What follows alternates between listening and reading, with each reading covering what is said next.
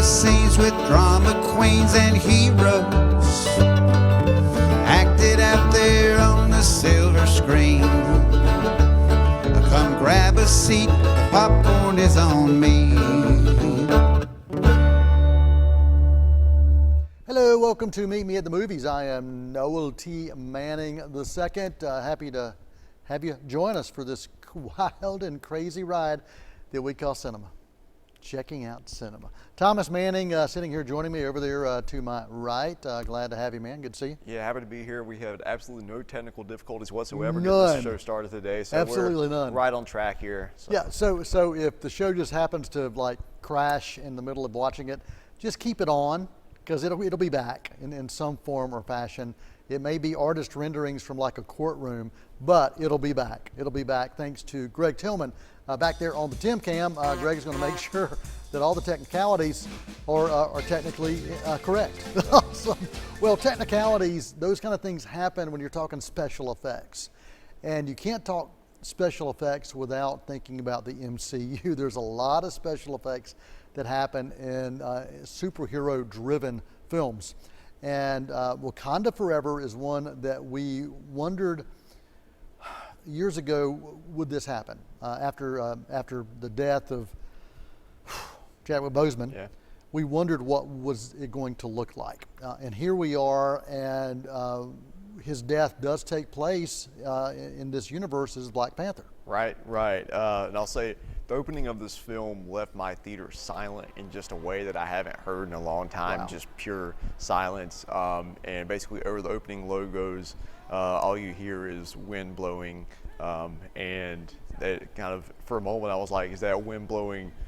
Is that outside or is that in the movie? It was just that silent. Wow. And even though it was a small press screening, only about a dozen or so of us in there, I'm pretty confident in saying that even in the sold out crowds that you'll have opening weekend, that you're going to have that same impact. Wow. And that's just major credit to director Ryan Coogler and everybody who found a way to pay such respect and show so much love to the life that Chadwick Boseman lived.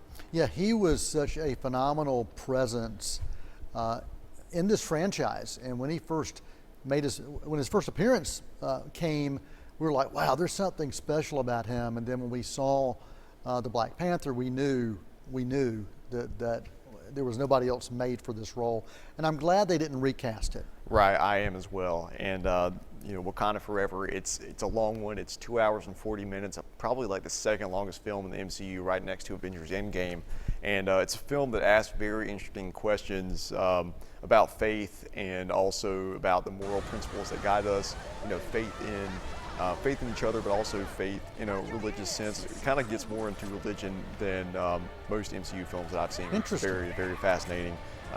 So Shuri, the character of Shuri, Letitia Wright, she's the character that undergoes the most complete arc in this film, and of course she was the brother of T'Challa. The brother of T'Challa? Excuse me, the sister of T'Challa. And so yeah, she probably has the most clear and discernible character arc, but there's also a lot of other interesting character developments throughout the film. Angela Bassett's character, Queen Ramonda, who was the mother of Shuri, mother of T'Challa. Just the grief and anguish of a mother who's lost her child, and what we all know that Angela Bassett is one of the greatest living actresses, and what she brings to this film is there's a few truly like show-stopping moments. Wow. So. Wow. It's a film that we've been waiting for a while. A lot of people have. We had the Black Adam film a few weeks ago that did pretty dang well at the box office. This is not typically, we're right on the edge of kind of award season. This is not typically your blockbuster time of year, but I think we're going to see some big bucks with this film. Yeah, I would say so. I think they've been tracking it to get somewhere between $175 million, $200 million opening weekend. And I think that's definitely a very real possibility considering the success of the first Black Panther film, which that was one of the most successful domestic films of all time. And that was a February release, and here we have November release. Yeah. Both not your typical blockbuster release slots, but they're they know how special these movies are to a lot of people.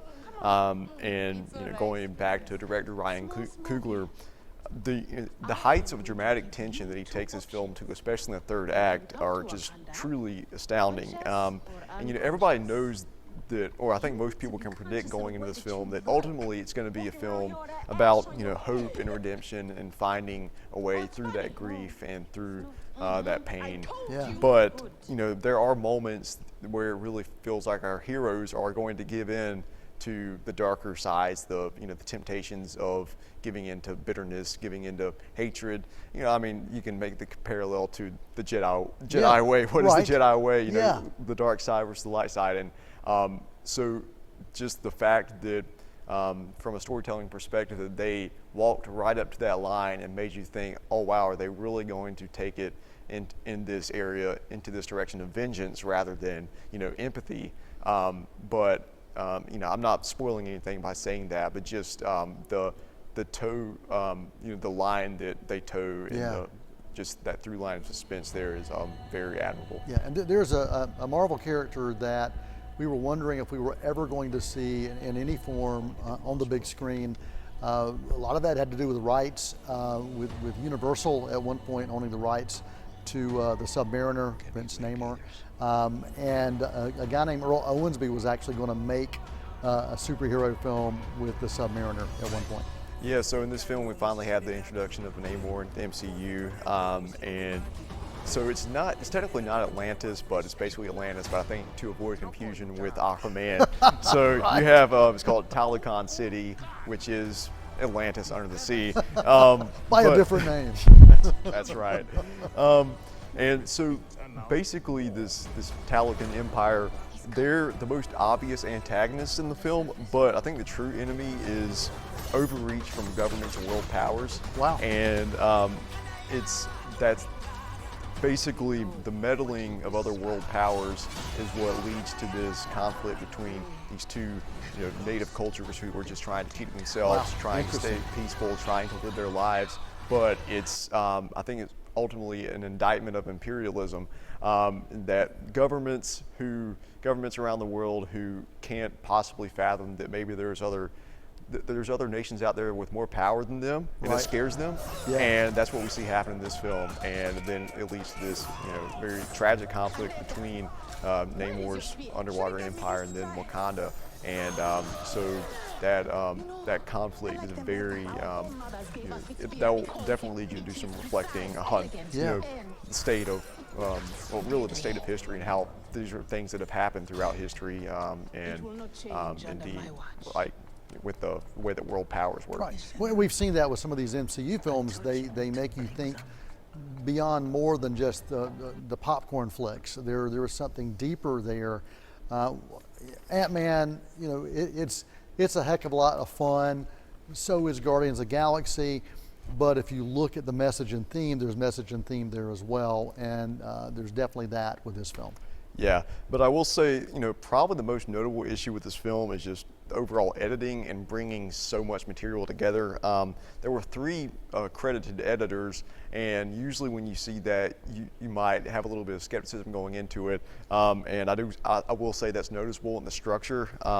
But considering just the sheer amount of internal and external storytelling they're bringing together, I think they did a really solid job making it as cohesive as possible.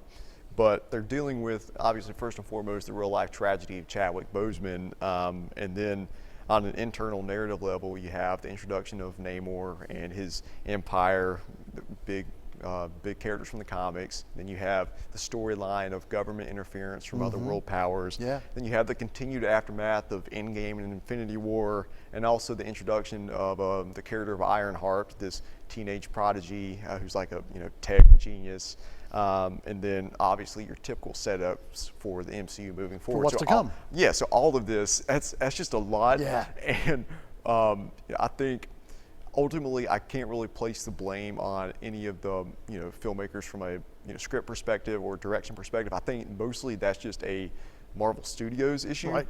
Just them wanting to bring in so many different things and not really want to take a breath. Yeah. But ultimately it did not do anything as far as like a negative impact on the emotional impact. You know, emotionally, everything still hits, even despite the fact that it is such a, you know, just rich and overwhelming film. It's still as emotionally impactful as it should be. Awesome. And what is your rating for Wakanda Forever? I'm going to give a solid A- to Wakanda Forever. Okay. Wakanda Forever, you can find that in theaters now. And if you're looking for something that's a bit different and a bit strange and crazy, you may want to check out the Roku original based on the life of Weird Al Yankovic. It's called Weird, the Al Yankovic Story. Thomas, I'm one of these card-carrying members of the MTV generation. So if there's any film or TV show that kind of captures that time period, it's going to get my attention. I'm going to want to check it out. So when I heard that they were doing a Weird Al biopic, I was in. And then when I heard that he was producing it and writing it himself, I said, okay, yeah, I'm definitely in. And then what was icing on the cake was casting Daniel Radcliffe as Weird Al, Evan Rachel Wood as Madonna, and then Rainn Wilson as Dr. Demento. I was like, okay, you don't have to say anything else. I will watch this. Roku Channel has created something that focuses on the rise of Weird Al. So it's his early years when he really started getting the notoriety between like 79 and 1985. The movie itself, it is wild, it's crazy, it's imaginative, and it really does take us through those MTV years and the impact that MTV had on pop culture during that time. And also the role that Al played as someone who was just really an incredible and unique artist who was having fun, making fun of the pop culture that he was within.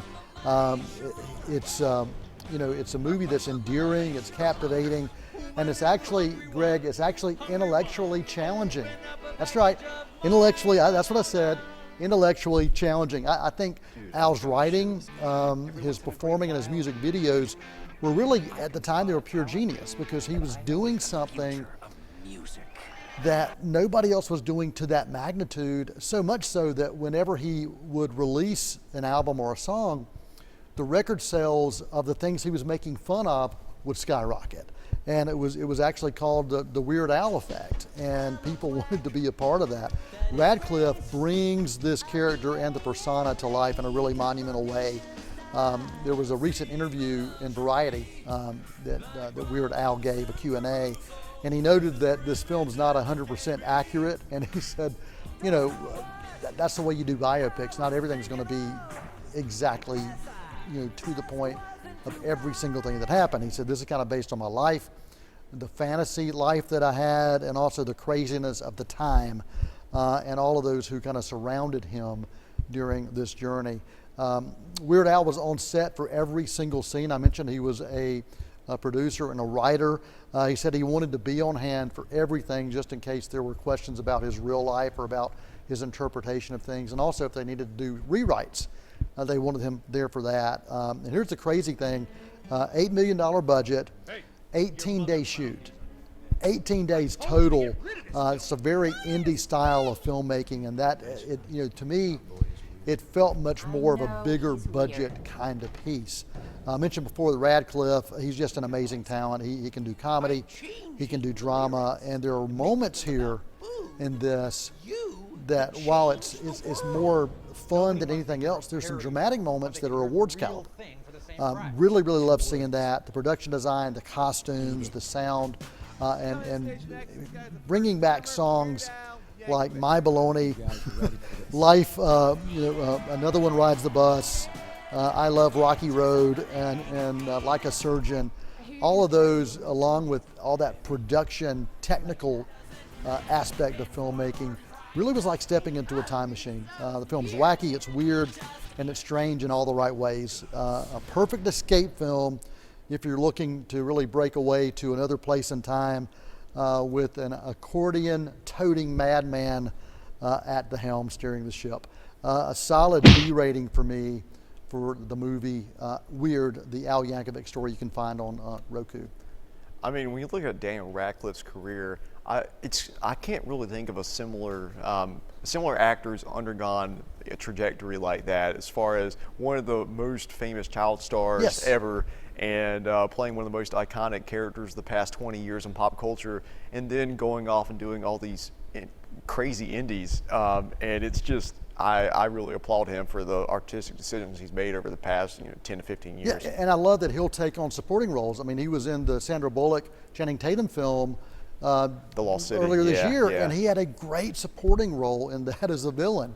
I love that he's drawn to characters. He says, hey, if it's something I want to enjoy doing, I don't have to be the star, and I love that. He played Corpse in Swiss Army Man, so right. Yeah. That's exactly right. But you can stream this for free. Just search for the film, and again, search for it via Roku. We're going to take a quick intermission. We're going to come right back, and after the break, we're going to talk about the new Jennifer Lawrence film. Earlier this week, I was able to catch up with our good buddy Douglas Davidson, and he's going to give us a review of this film. And Jennifer Lawrence back, talk about awards caliber. She's back in awards caliber kind of stuff right after this intermission. It's a fact, I'm a quack, the disgrace of the AMA, 'cause my patients die. Yeah, my patients die before they can pay. Like a surgeon, hey, cutting for the very first time. Like a surgeon. Cakes and cookies, toys and gifts. Christmas at your fingertips. It's the shopping event of the season, the Southern Christmas Show, November 10th through 20th at the Park Expo and Conference Center. Enjoy a winter wonderland and find the magic of the season with frosty decor galore. Plus, shop hundreds of booths to find one-of-a-kind gifts for everyone on your list. Buy early and save on tickets at southernChristmasShow.com. Let's go to the Southern Christmas Show. Overture, curtain lights, this is it, the night of nights. No more rehearsing and nursing a part. We know every part by heart. Overture, curtain lights, this is it. We'll hit the heights, and oh, what heights we'll hit. On with the show, this is it.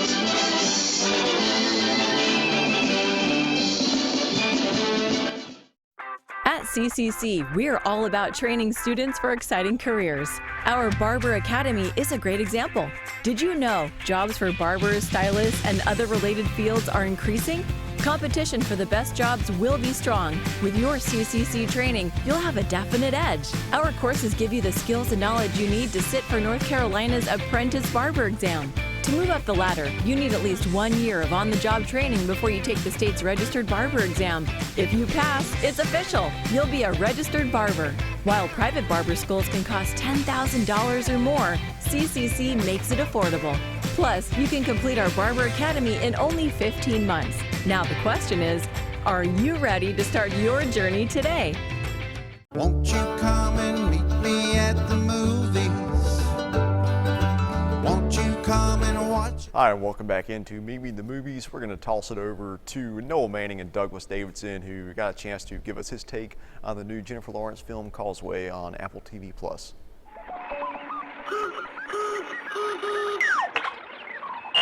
Hello, good to see you, Mr. Douglas Davidson. Always wonderful to have you part of the show. And we used to have you in the studio, but we discovered, you know what? We don't really need you in there under those hot lights. This is much better in the comfort of your own home, man. Well, I'll tell you, we're going to be talking about a film. Jennifer Lawrence, just absolutely phenomenal, and you know, she took a little break from cinema and entertainment, and she's back, and she came back. This was last year that we saw a different kind of apocalyptic film, but this one's based on true life type experiences, and she's coming back as a war vet, and I'd love to get you to talk about Causeway, which you can find on Apple TV+. And also in select theaters, apparently. But this film, want to point out that Lawrence also is co-producing this along with A24 and Apple TV. Her outlet, her company, Excellent Cadaver, is part of this production, and you can see just the detail work in the entire film from top to bottom. And part of that is why I really enjoyed Causeway, because it's not just a character study of a former, or she wants to no longer be a former, but a former U.S. soldier who was stationed in Afghanistan. She experiences a traumatic incident, gives her a brain injury, and so she is sent first to rehab and then home. And she doesn't want to go home back to New Orleans. She has some issues there. And so this film isn't so much about her rehabilitation, which one would sort of expect of a story like this, sort of overcoming adversity, and more about why is it she doesn't want to be at home and where does she feel safe. And her character is someone that worked in water. She was part of the Army Corps of Engineers, specifically specializing in water. And everything about this movie is centered in some way on or around water. And if we don't see it, we're also hearing it. The score by Alex Summers has a lot of almost aquatic water running or melodic, just sort of the kind of feeling you might have if you were floating in water. And so a lot of the technical aspects or locations involve water and help to communicate Jennifer Lawrence's character, who is Lindsay, where she is trying to find her version of home while she is recovering, while she's visiting her neurologist, who's played by Stephen McKinley Henderson, who's always fantastic, and he's just in there for very, very little. But he plays a neurologist that is really trying to get her to open up about what's going on, not in a therapist kind of way, but in a, I'm your medical examiner, I need to know what's going on so I can help you get to where you want to be. And then, of course, there's Brian Tyree Henry, who is a mechanic that Lindsay meets. He plays a character by the name of James. And he sort of takes to her very quickly. But this isn't a film about two people falling in love in a romantic way, but sort of finding support in a way that they couldn't find from other places. They see things in each other and they treat each other as normal, where other people treat them differently. It is not just for Jennifer Lawrence, who does great character work here and demonstrates that she is well beyond the sort of celluloid hero she's sort of become, thanks to the Hunger Games films. But Brian Tyree Henry, it's also a showcase for him. He is a phenomenal character actor. He plays great characters. And having the two of them together on screen, you just can't stop watching them. Yeah, absolutely can't.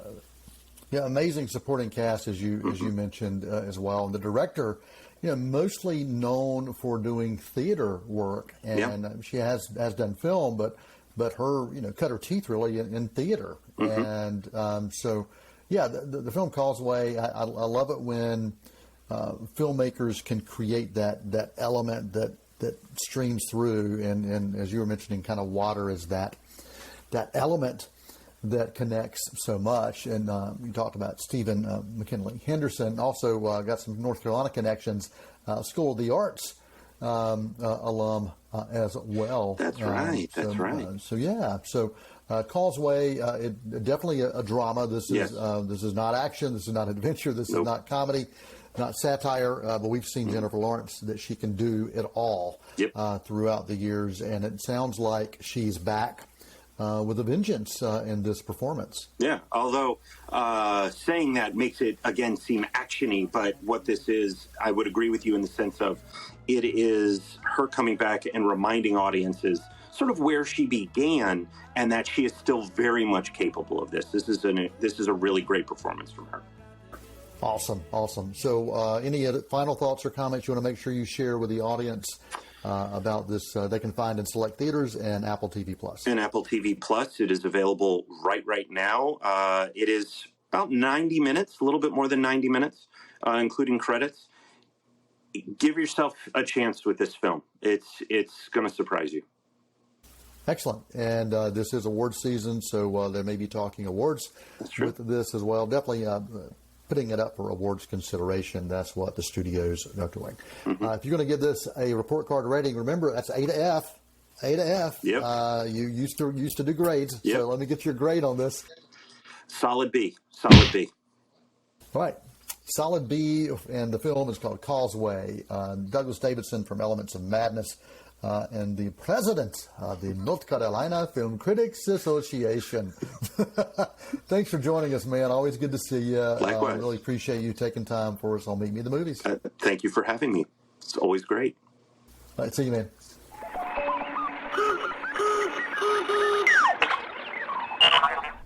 Thanks again to Douglas. Really appreciate his time and appreciate him taking moments to share with us when he's not able to be here in the studio, as I said, under the hot lights.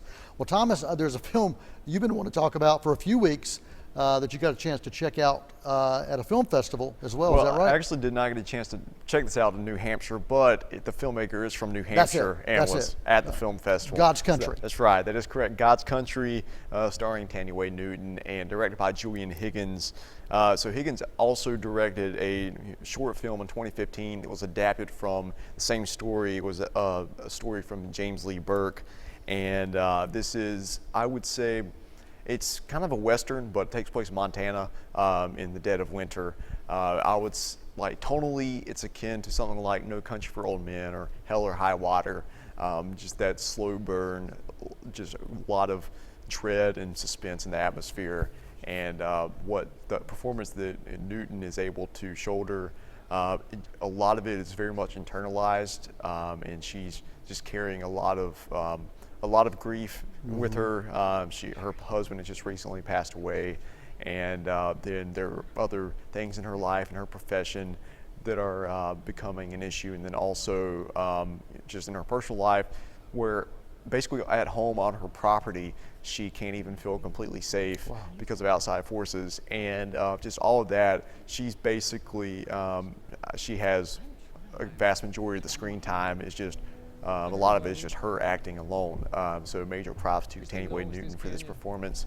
It's beautifully shot, as I said, it is in Montana, and just the vastness of the landscapes there. I've actually never been to Montana, but I'd love to, and I know Catherine has been there, former co-host of the show, Catherine Manning, and it just the incredible mountainous landscapes, covered in snow.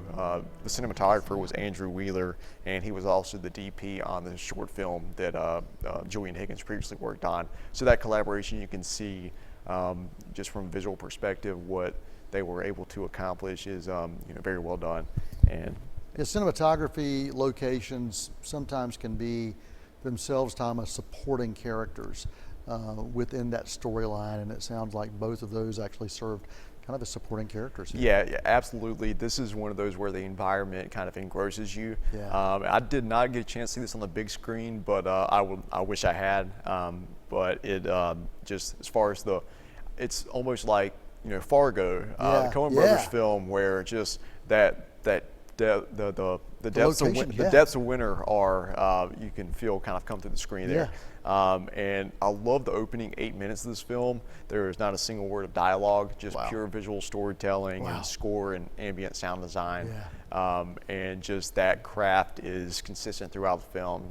So Julian Higgins did great work with God's Country, and I'm going to give it a solid A- as well.